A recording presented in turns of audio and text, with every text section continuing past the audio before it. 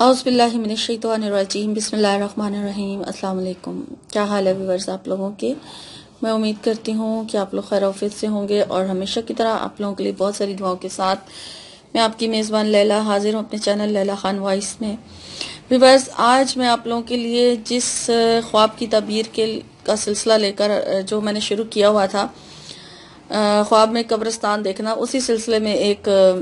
اور مزید مجھے ریکویسٹ آئی کہ ہم نے خواب میں اس طرح سے دیکھا ہے تو اس کی بھی تعبیر بتا دیں۔ تو آج کی بھی جو تعبیر ہے وہ قبرستان، خواب میں قبرستان کے حوالے سے ہے کہ خواب میں قبرستان دیکھا جائے تو اس کی کیا تعبیر ہو سکتی ہے۔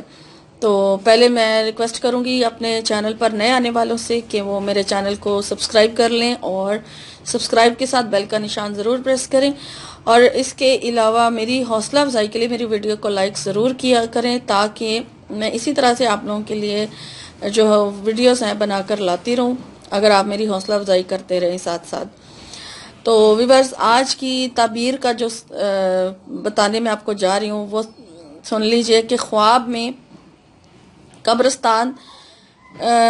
کسی نے کہا کہ میں نے خواب میں دیکھا کہ میں اس طرح سے قبرستان میں دیکھ رہا ہوں کہ میری زبان پر تلاوت قرآن پاک ہے، اور میں اللہ کا ذکر کرتا ہوا قبرستان میں داخل ہو رہا ہوں۔ تو میں نے اس طرح سے اپنے آپ کو دیکھا ہے، تو اس کی کیا تعبیر ہے؟ تو اس کی تعبیر یہ ہے کہ اگر کوئی شخص اپنے آپ کو اس طرح سے خواب میں قبرستان میں داخل ہوتا ہوا دیکھے کہ وہ اس کی زبان پر اللہ تعالیٰ کا ذکر ہے، یا وہ کوئی قرآن پاک کی سورہ کی تلاوت کرتا ہوا جا رہا ہے، تو اس کا مطلب یہ ہے کہ اس کا جو شمار ہے وہ نیک لوگوں میں ہوگا، اور اس کا جو اٹھنا بیٹھنا ہے وہ نیک لوگوں میں اور اچھے لوگوں میں ہوگا۔ تو اس کی تعبیر یہ ہے۔ اور اگر کوئی شخص خواب میں دیکھے کہ وہ اذان دیتا ہوا قبرستان میں داخل ہو رہا ہے،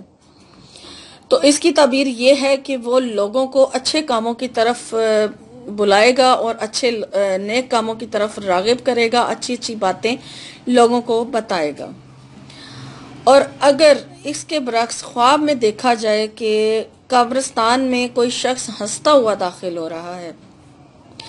تو اس کا مطلب یہ ہے کہ اس کا شمار برے لوگوں میں ہوگا، گناہ گار لوگوں میں اس کا شمار جو ہے وہ ہوگا، اس کا اٹھنا بیٹھنا جو ہے وہ غلط قسم کے یا برے قسم کے جو لوگ ہوتے ہیں ان میں ہوگا۔ تو یہ اس کی تعبیر ہے جو مجھ سے پوچھی گئی تھی آج، کہ جو مختلف صورتحال مجھے بتائی گئی تھی اور تعبیر پوچھی گئی تھی، ان کی تعبیر میں نے بتا دی ہے۔ باقی بے شک غیب کا علم اللہ کے پاس ہے، اور ہماری دعائیں اگر جب ہم اللہ تعالیٰ سے مانگتے ہیں تو اللہ تعالیٰ کہتے ہیں کہ تقدیر بدلتی ہے دعاؤں سے، تو بے شک غیب کا علم اللہ کے پاس ہے، لیکن یہ جو علم ہے یہ بھی ایک نبی کو عطا کیا گیا۔ حضرت یوسف علیہ السلام کو ایک خوبی دی گئی، خواب کی تعبیر بتایا کرتے تھے وہ، تو اس لیے ان سے یہ لڑی چل رہی ہے خوابوں کی تعبیر کا سلسلہ جو ہے۔ تو چونکہ ایک علم ہے، یہ ایک نالج ہے، اور آپ لوگ تعبیر جاننا چاہتے ہیں، اور جو لوگ خواب کی تعبیر دے سکتے ہیں وہ لوگ دے دیتے ہیں، باقی ہونا نہ ہونا اللہ کے ہاتھ میں ہے بے شک، لیکن جو تعبیر لکھی گئی ہے ہم آپ سے وہ شیئر کرتے ہیں اپنے پاس سے۔